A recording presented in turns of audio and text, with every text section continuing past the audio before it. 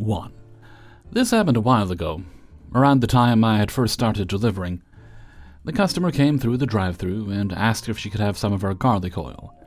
I asked if she meant the garlic dipping cups that we had. She said that our GM usually gave her a little thing of the garlic oil that we put on the crust of the pizza. I went to the shift lead and asked him if we could give them some, and he said no, that there wasn't even any way to ring that up. When I told her this, she said they usually made an exception. The shift lead for the day went to the bathroom, and when she asked for the manager, I told her he was in the bathroom. She pulled forward and came through the driver door and started yelling at me, saying that her boyfriend was going to be pissed. When she walked back out, all I did was shake my head. Usually when stuff like this happens and someone gets pissed off like that, I'm more inclined to laugh than to get upset. I know that people that do things like that over something so small just want to scare you into giving them what they want. When she saw me shake my head, she came back in and yelled, "You ugly-ass bitch." She then drove off. I left shortly after that for a delivery, and I didn't think too much of it. When I returned, I saw her car parked to the side of the restaurant with the hazard lights on. When I pulled around and entered through the driver door, she brought her boyfriend in with her and was already cussing out the shift lead. When the boyfriend saw me, the first thing out of his mouth was, "Oh, babe, you were right, she does look like a dude." They continued to cuss at me and the shift lead, and I told them they need to leave the premises. They continued to yell at and insult us, and before they finally left, they told me, "Employees are supposed to make your day, not ruin it." How could you not giving someone garlic oil ruin someone's day entirely? All I was doing was trying to follow the rules and do what my shift lead had told me to do. After this horrendous interaction, I was obviously distraught. I had been cussed at and my appearance insulted repeatedly. I asked our shift lead if I had done anything wrong in that situation. He did say that it was probably wrong of me to ask them to leave. I honestly did feel like I could have been in danger in that situation if things had gotten physical because of the way they were cussing me out. I feel like that wasn't necessarily the wrong move to make at the time.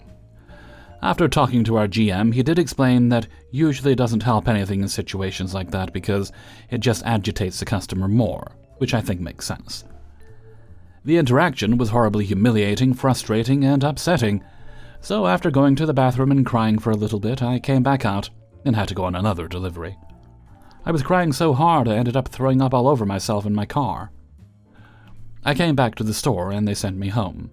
I think the worst part of this was walking back in covered in vomit and crying while they counted my money and gave me my tips for the day.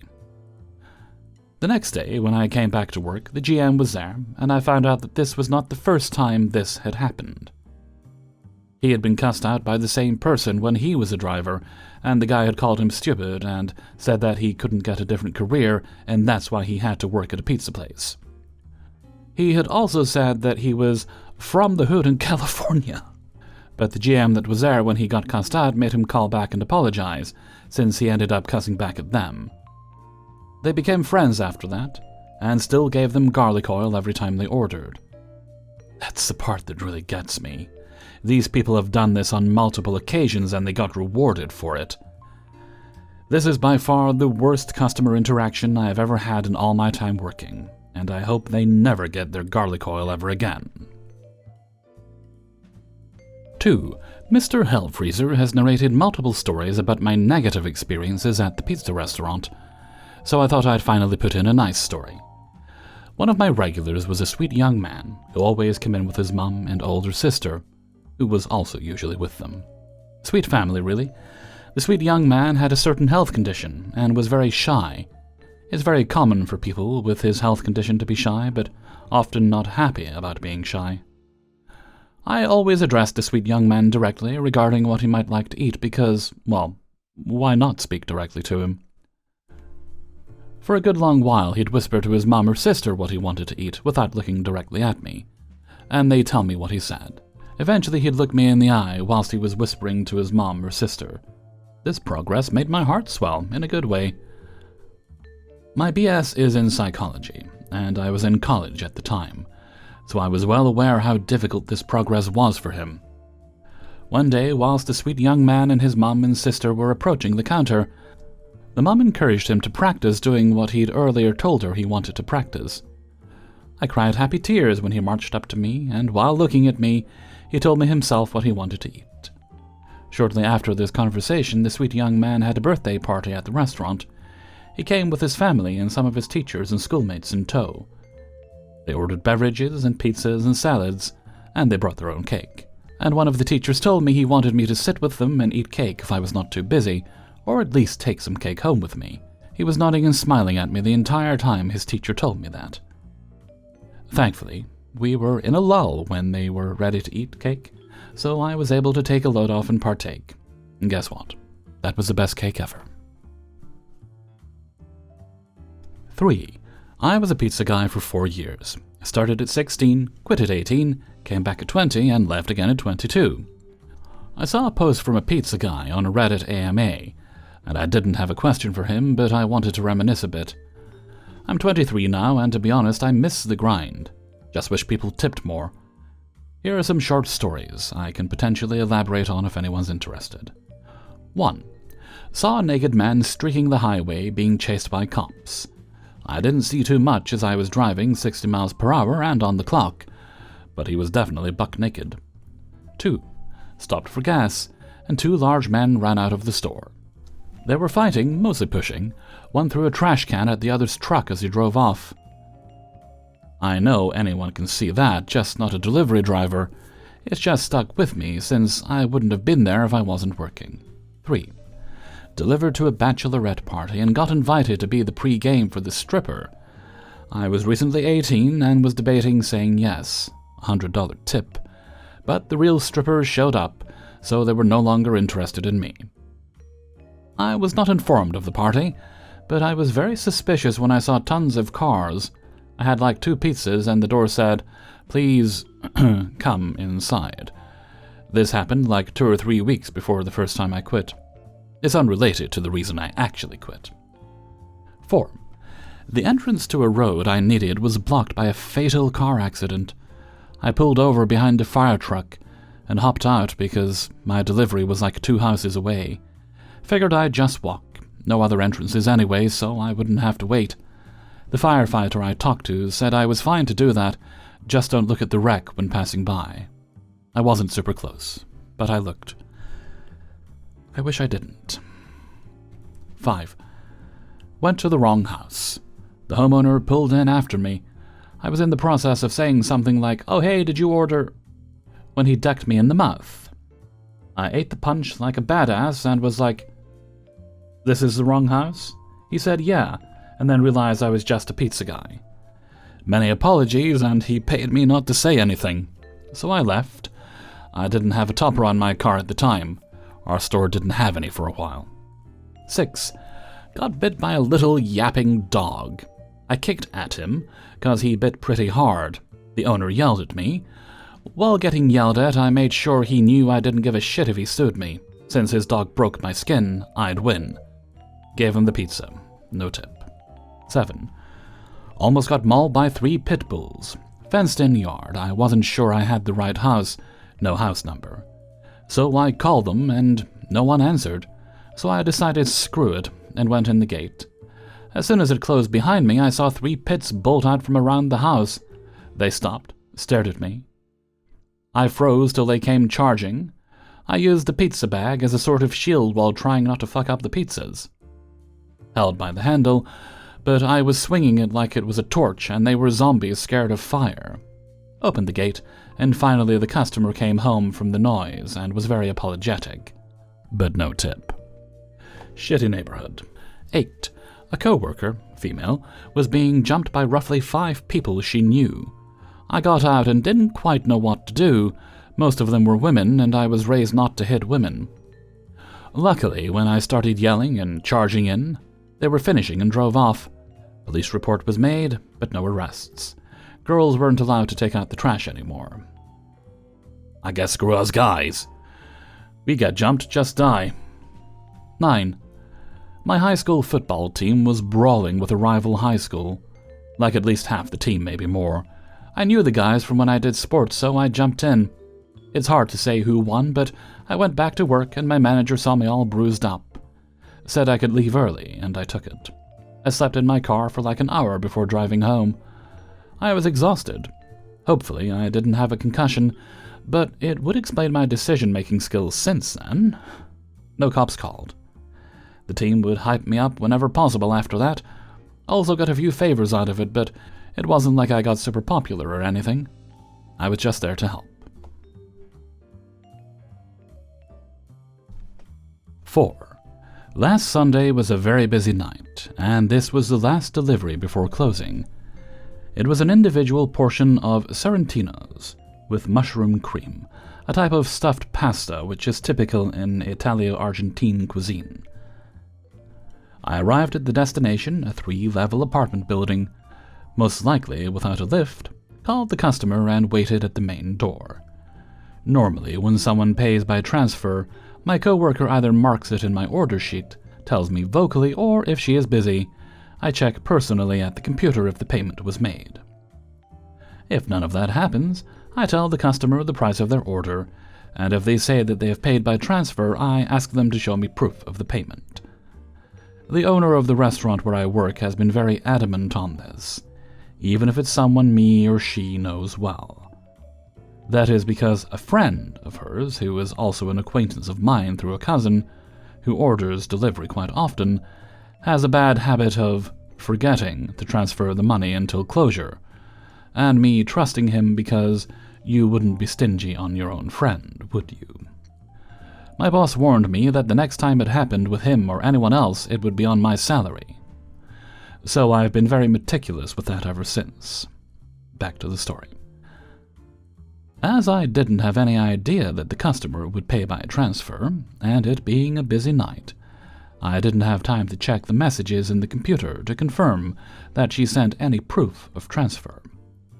I assumed that she was going to pay by cash, so when she came to answer the door, I greeted her and told her the price. She said that she had paid by transfer, and naturally, I asked her to see the proof. She then went on whining that she had to go all the way back up to her place to pick up her mobile phone to show me the proof. And don't they inform you when someone pays by transfer? I told her that they do, but sometimes they forget, or I'm very busy to check it myself, and should it happen, my boss insists that I ask to see the proof of transfer. Then I told her that it was okay and to enjoy her food and left. When I came back to the restaurant, my coworker told me that the customer sent a message complaining that I was trying to scam her by charging her twice for her meal, implying that I would keep that money for myself, and that I should be told off and closely watched from now on. I don't like to be labeled as a thief for trying to do my job as best I can, and I was about to call her from my phone, but my coworker stopped me. Luckily, I've been working there for more than 2 years, and the owner knows my way of doing things, so she didn't say anything. But had it been when I just started working, something like that would have risked my job. Has anything like that ever happened to you? 5. I don't want this to come across as all humble braggy, but I've been wanting to share this for a while, because I think it's hilarious how life can change in ways you never could have predicted. I'm 37 now, but up till my late 20s, I didn't really know what to do with life. I studied product design in college, but wasn't particularly good at it, and even if I wanted to pursue it as a career, there were very few opportunities at the time in Ireland in that space. So for a good few years I bounced around jobs, worked for my dad, tried working for myself with some side businesses, but nothing really took off or seemed to fit. I distinctly remember my long-term girlfriend at the time asking me about a house, family, etc. She had clear goals, I envied that. But I had to hold back tears as I realized I lived at home, had no savings, no achievements, no real prospects. Aside from my cheap beat-up Civic, I felt like I had nothing. One night, my brother, who was working as a pizza delivery driver at the time, called me to ask if I could cover his shift because his car broke down. I was unemployed, so I thought why not help him and the local pizza place out. It was an excuse to get out of the house and earn a few quid. The car I had was a 1.4 Honda Civic Saloon that I'd bought cheap for €650. cheap and rattly, but she never let me down. That first night went okay, and they were stuck for drivers, so I said I'd take more shifts whenever they were going. Driving in the evening soon became my favorite thing to do. It made me irrationally happy for some reason, even though the pay and tips were terrible. Expensive pizza place, nobody tipped. I take all the long-distance deliveries, even if they were economically terrible for me, because I just thoroughly enjoyed cruising along at night listening to music. It was at this point I realized I had been depressed. If you had said to me at that time, I would have hand-waved it away, but it was only then, after I had regained a sliver of self-worth through regular employment and driving, that I started to feel positive about things again. After a few weeks of delivering, I started to get frustrated that I didn't have clarity on how much money I was making across wages, tips, and the cost of fuel for a night. I also hated that I forgot special instructions for specific houses, and when new drivers started, they also didn't know those things, like the entrance is down the side or whatever. I found myself longing for an app that did this, but there was nothing that really did, at least not well enough. In one of my previous short roles, I'd managed to hack together a Chrome extension with a friend, so I thought I'd try to build an app that solves that problem. I ended up learning Angular and Iconic frameworks for app building, and managed to get a basic app built.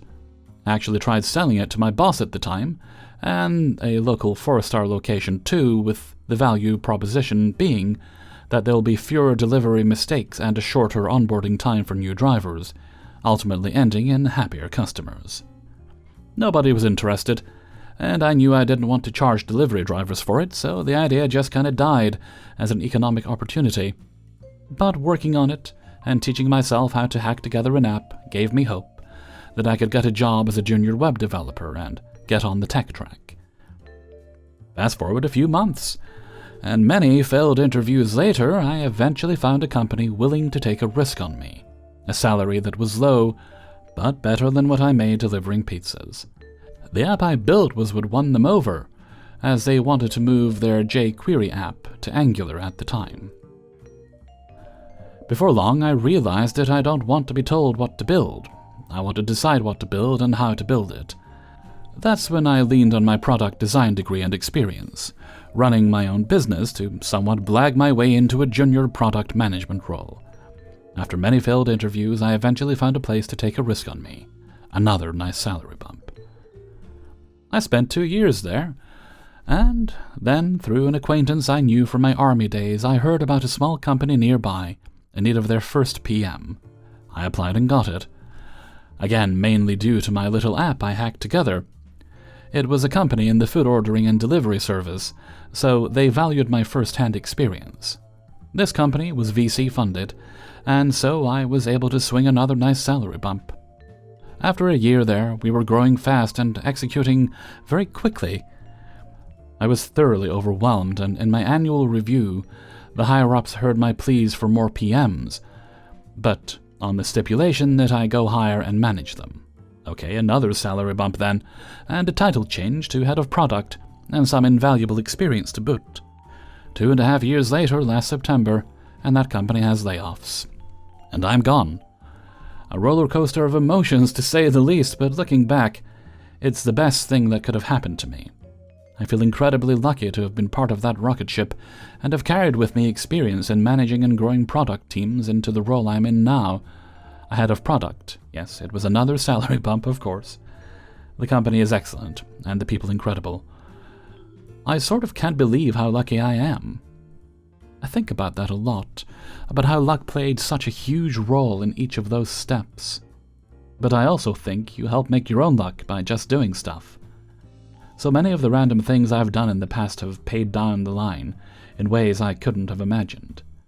I joined the Army Reserves when I was 16, met that guy who introduced me to the rocket ship company, studied product design but never used it, but then was able to lean on it to blag my way into a PM role. Built a mobile app for delivery drivers that went nowhere, but it got me in the door to multiple jobs because it demonstrated first-hand experience in what they were looking for. Ultimately, I wanted to share here because I saw a lot of people doing delivery driving as a stopgap, or while they're in college, or because they need money. and it can be a tough slog. I know I often thought, what's the point? So just wanted to say, keep going, keep doing stuff, stay positive. Hope that story helps someone. Hey everybody, Hellfreezer here, and thank you very much for listening to Parables from the Pizza Oven, Episode 10. And thank you very much to everybody who allowed me to use their stories in this video. Before you go, hit the like button. And if you want early access to the videos, click on that link in the description and support me through my Patreon. Do that for as little as $1 or more a month. If you enjoyed the video, hit the little heart with a dollar sign in the middle just below the video, and you can leave a tip of your choice. You do not have to do that, and I hope you never think you have to. But I do appreciate it, and thank you kindly. Alrighty, I don't think we've any other business today, so let's move right along to Hellfreezer's question of the day. And today's question is... Okay, I think I'm going to put this one up on New Year's Eve, so what are you hoping for in the coming year? Do you have any plans? Are you hoping for something better, or are you hoping things just keep going along nice and easy as they are right now? Well, my plans are pretty simple.